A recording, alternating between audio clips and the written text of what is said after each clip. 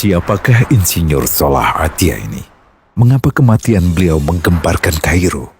Dengan pemakamannya yang dihadiri lebih dari 1,5 juta orang. Mari kita simak kisah dari Asosiasi Universitas Islam Mesir ini. Al-Kisah dari kampung kecil bernama Tafahna al-Ashraf, distrik Middle Ghamir, Provinsi Dakohlia, Mesir, ada 9 orang sarjana miskin lulusan Fakultas Pertanian. Lalu mereka pun sepakat membuat sebuah peternakan unggas, sembari mencari mitra ke-10. Namun mereka terbentur modal, maka dengan sekuat tenaga mereka kumpulkan dari hasil menjual tanah, perhiasan istri, hingga meminjam. Meski tidak banyak terkumpul, namun mencukupi untuk memulai usahanya. Pertanyaan tersisa, siapa mitra yang ke-10? Insinyur Salah, satu dari mereka pun berkata, "Aku sudah menemukan mitra yang ke-10. Siapa?" kata teman-temannya. "Allah," lanjutnya. "Allah akan menjadi mitra usaha kita yang ke-10. Allah akan mendapat 10% dari keuntungan kita. Dengan perjanjian, Allah yang akan memberikan perlindungan dan pemeliharaan, keamanan dari segala wabah penyakit." Akhirnya mereka pun sepakat.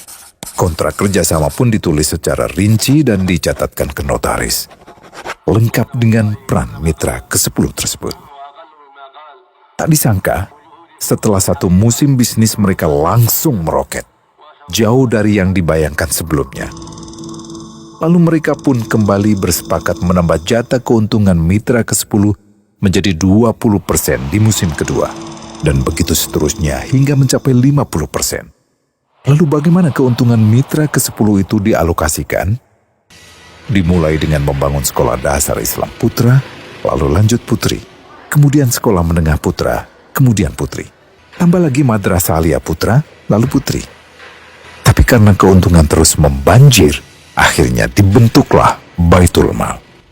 Dan mereka pun mengajukan ke pemerintah untuk membangun universitas di kampung. Awalnya ditolak dengan alasan tiadanya akses bagi para mahasiswa. Tak berapa lama mereka pun mengajukan pembangunan universitas lengkap dengan stasiun kereta beserta jalurnya dengan biaya mandiri. Akhirnya permintaan ini disetujui, dan pertama dalam sejarah Mesir berdirilah sebuah universitas di perkampungan kecil. Semakin berkembang, dibangun pula fakultas kedua, ketiga, keempat hingga asrama putri dengan kapasitas 600 kamar.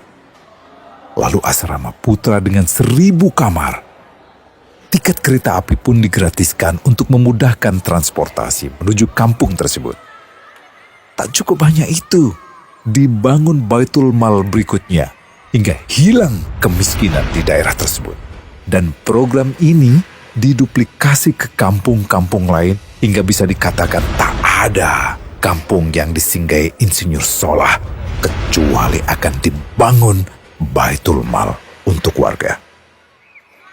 Bantuan pun diberikan untuk fakir miskin dan para janda. Pemuda pengangguran pun dilatih untuk mengelola perkebunan sayur hingga mandiri, bahkan sampai bisa mengekspor ke negara tetangga. Pada saat panen raya, seluruh penduduk dikirimi paket sayur.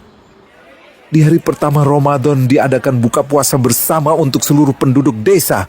Mereka memasak dan hadir ke lapangan yang dipenuhi beraneka makanan. Disiapkan juga perabotan untuk gadis-gadis yatim yang ingin menikah. Dan ini semua merupakan sedikit dari banyaknya kebaikan yang dilakukan oleh Insinyur Salah. Hingga pada akhirnya disepakatilah keuntungan perusahaan 100% untuk Allah. Insinyur Salah yang awalnya adalah salah satu mitra usaha berubah menjadi karyawan Allah.